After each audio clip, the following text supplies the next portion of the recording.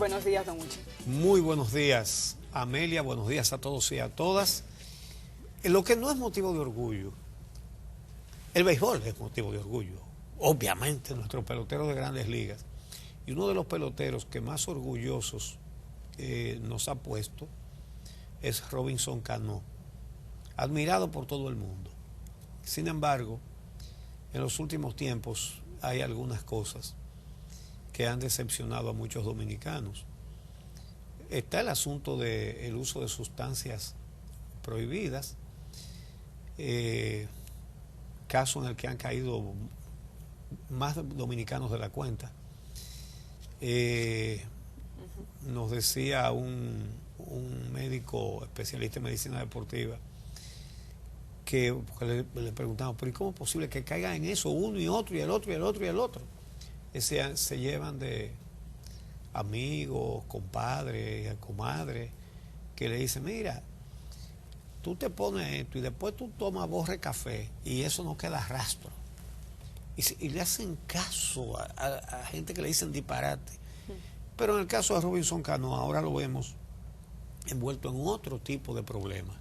Así es, se trata de la venta de terrenos del CEA, así que no es solo Robinson Cano que vuelve a sonar, sino que es otra vez la red de corrupción que aparentemente existía y que no sabemos si se ha erradicado dentro del Consejo Estatal del Azúcar, que permitía vender terrenos a precio de vaca muerta, como se dice en nuestro país, a diferentes personas en múltiples ocasiones, una red que trajo como consecuencia incluso la muerte de 3 personas en San Pedro de Macorís el año pasado, y cuyas acciones todavía se están revelando. El periódico digital Acento tuvo acceso a un informe interno del CEA que está relacionado con la venta de terrenos cuando al frente de la gerencia de inmobiliaria del CEA estaba Ramón Rosario, alias PIN, muy conocido todavía. Vamos a un momento antes de presentar esa gráfica, por favor.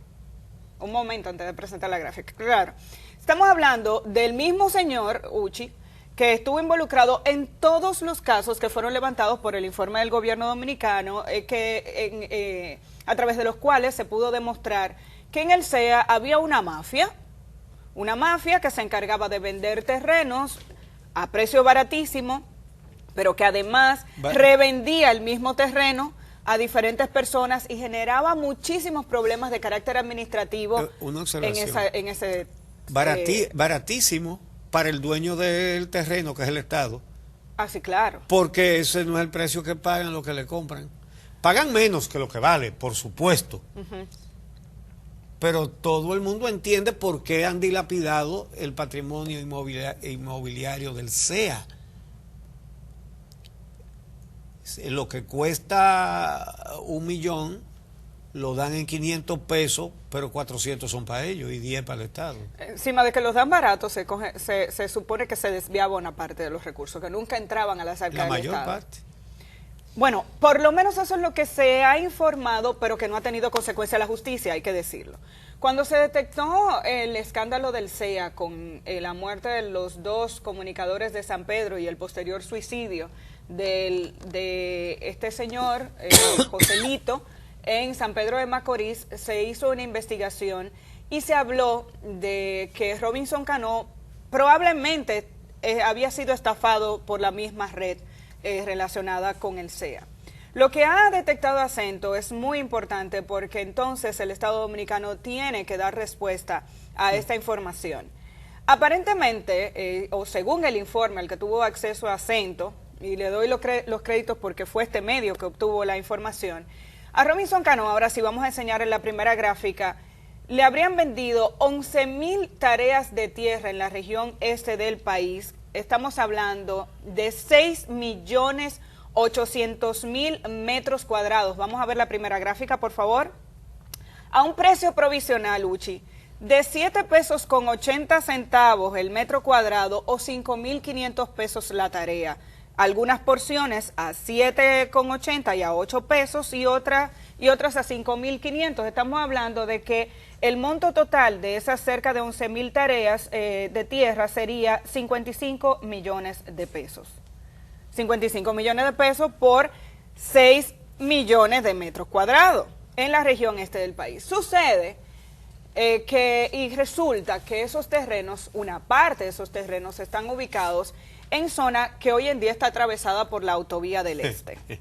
Por tanto, esos terrenos tienen una vocación comercial importante y ya no son terrenos que están desviados, ni mucho menos. Vamos a ver la siguiente gráfica.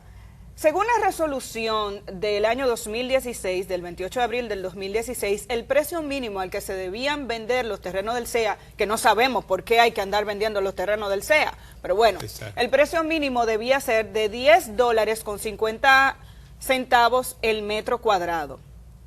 Aquí dijimos a 5.500 pesos. Entonces, el precio pagado, anteriormente dijimos, fue de 7.8 pesos, 7.88 pesos o 5.500 la tarea.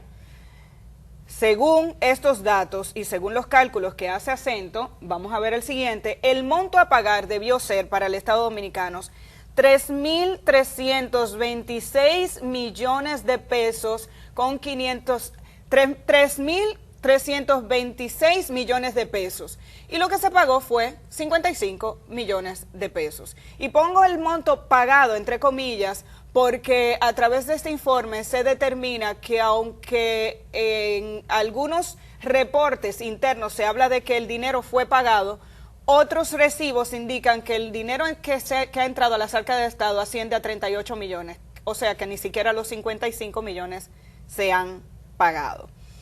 Toda esta aprobación se hizo durante la administración del destituido director del CEA, José Joaquín Domínguez. ¿Adivinen quién tenía que emitir documentos diciendo que técnicamente todo esto era correcto?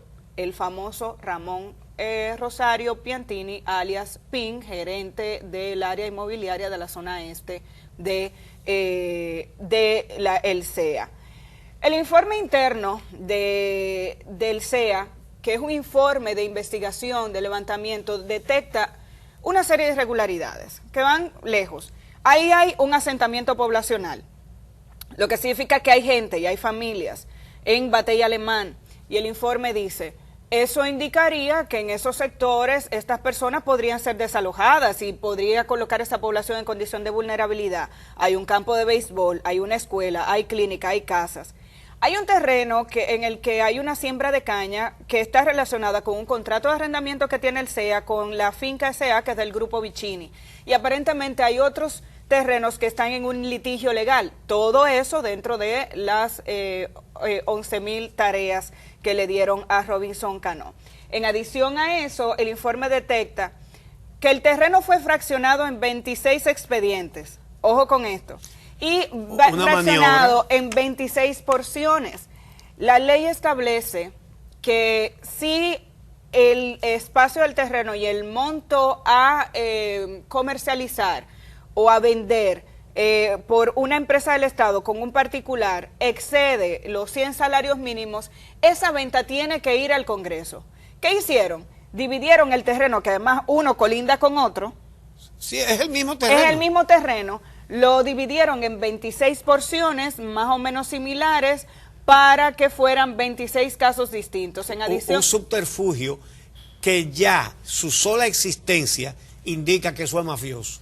Y en adición a eso, el informe detecta que una parte de los terrenos están a nombre de Robinson Cano, pero hay otros terrenos que están a nombre de un hermano, de familiares, de personas allegadas. Por tanto, el informe indica que hay un alto nivel de irregularidad en la venta de estos terrenos que podría determinarse incluso que todos esos terrenos son de la misma persona y que se ha utilizado esto para evadir información y evadir la venta que tiene que estar con el Congreso. Finalmente, Uchi, hay que decir que pese a que existe este informe, en septiembre del 2017 hay comunicaciones que indican que se aprobó la entrega de los terrenos.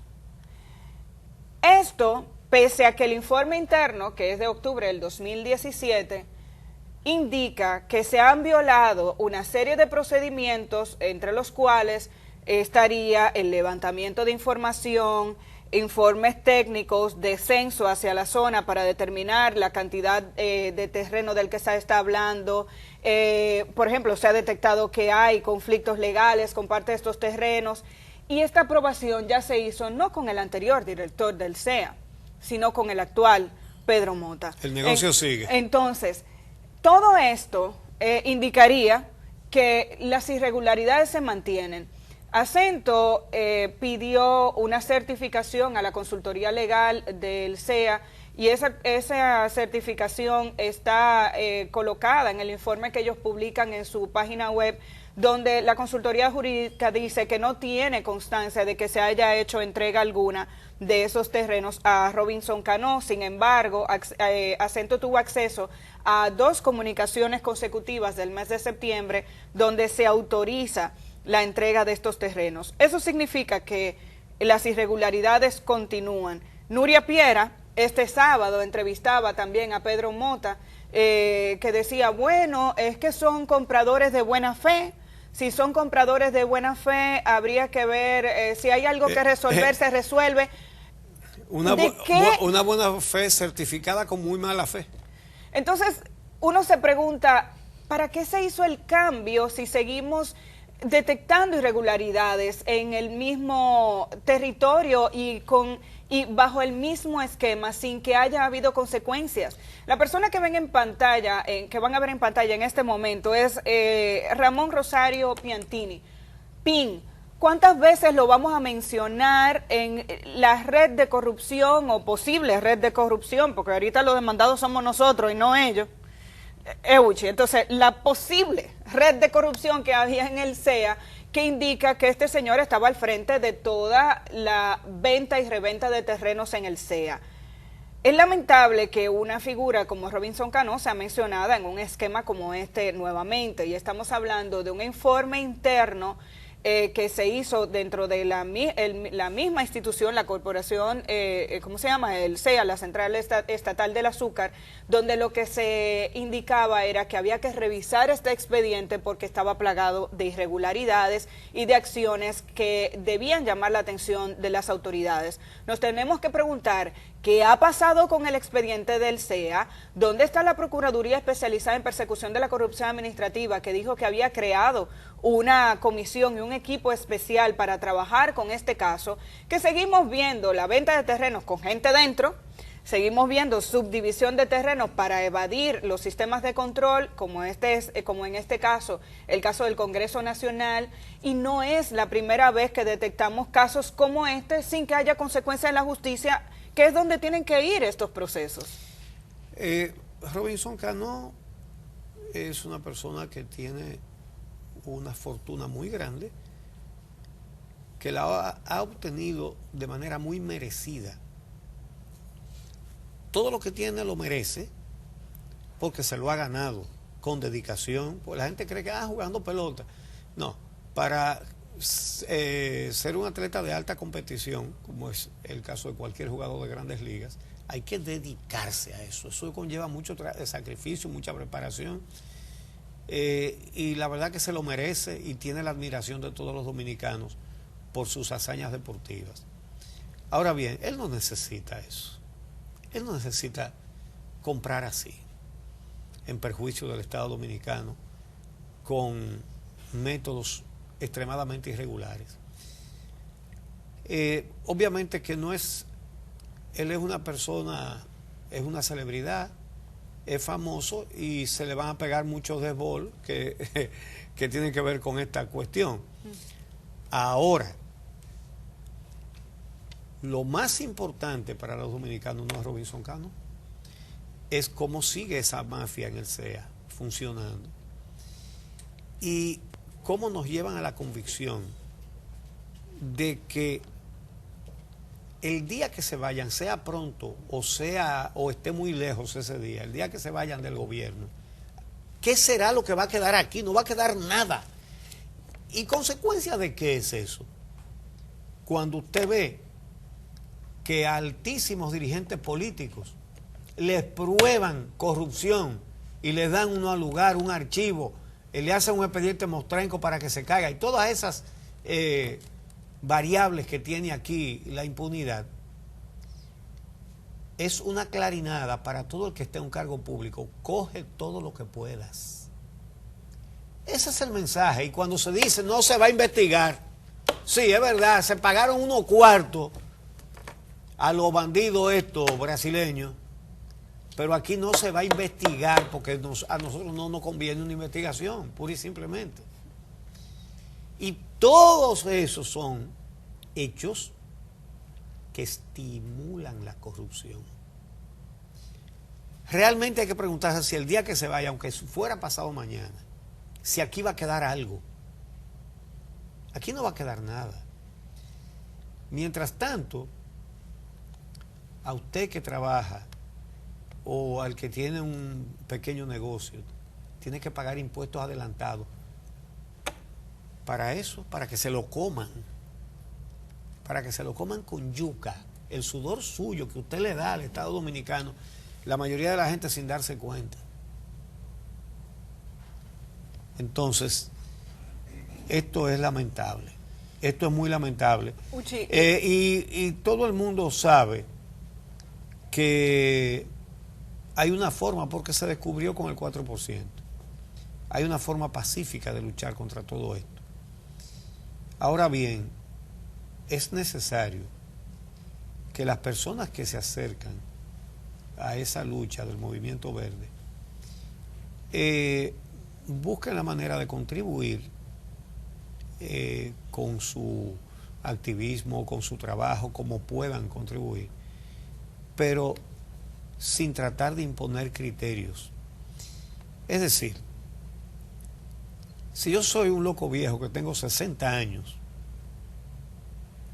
en la política y no he logrado hacer nada porque lo que creo es en el desorden o en métodos que no son fiables para la población, no, si me quiero sumar me sumo, pero no es posible que yo quiera manipular esto con una altisonancia que lo que hace es alejar a personas tan bien intencionadas como ellos, porque muchos de esos son bien intencionados, pero equivocados en los métodos y tienen la vida equivocándose y no se paran a preguntarse por qué nunca hemos podido, por qué nunca he podido hacer que la gente entienda una lucha y se sume a ella.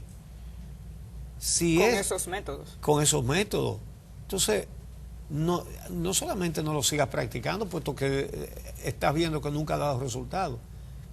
No trates de arrastrar a los demás a ese tipo de métodos. No le eches un jabón al sancocho. Esa es la realidad, pero esa sigue siendo la única salida visible, la única, realmente.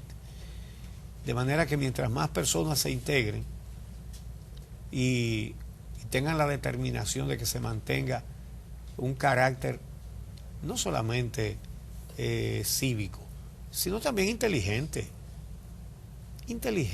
Está bueno de tropezar con la misma piedra. Bueno, viene la marcha del 12 de agosto, el movimiento Marcha Verde está organizando las estructuras en este país. El 2017 la sociedad dominicana se plantó y creo que la clase política tuvo que escuchar, se vio obligada a escuchar a la gente que se plantó, caminó y dijo, basta ya de estas prácticas corruptas. Es el momento de continuar esa lucha, de continuar indicando que los métodos tienen que cambiar. Es el momento de exigir una transformación, de ser firmes y de comprender el poder que tiene cada ciudadano. En la medida en que cada uno de nosotros comprenda que tiene la razón y que tiene el derecho de exigir que esta sociedad camine diferente, las cosas van a cambiar. Para el 12 de agosto se está planificando esa caminata, pero la lucha por tener una sociedad distinta tiene que hacerse todos los días.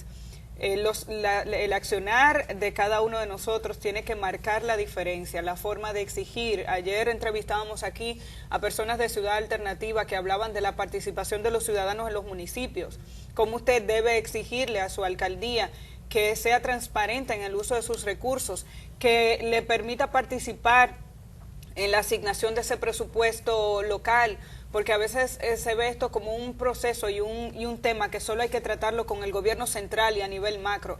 No, es que aquí el problema empieza desde abajo. Desde que usted entiende que está mal que otro tenga una botella, pero que cuando me pagan a mí ese salario, sean 5 o 10 pesos, usted dice, es un chin, no importa. A mí lo que me pagan es un chequecito de 15,000 pesos, eso no es dinero.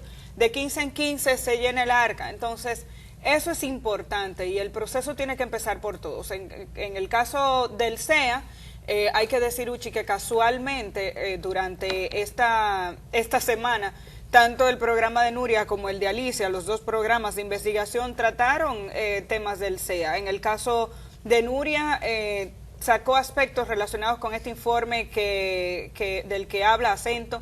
Y en el caso de Alicia pudo determinar que también hay nepotismo en esta administración. Estamos hablando de familias completas que están ahí dentro, cobros que no pasan por caja. O sea, ¿hasta cuándo? ¿Hasta cuándo vamos a seguir con esta práctica y todos haciéndonos de la vista gorda y entendiendo que hay un escándalo más? Eso es hasta un día. Bueno, vamos a hacer una pausa. Hay un par de temas muy importantes, los vamos a tratar cuando regresemos. La reunión de ayer de la Junta Central Electoral con los dirigentes de los partidos políticos y también la situación de los fiscales que van a cambiar en una medida que parece diseñada para algo que viene por ahí y no se quiere que estén fiscales, mujeres fiscales que han demostrado honestidad y capacidad. Ya explicaremos. Regresamos en un momento.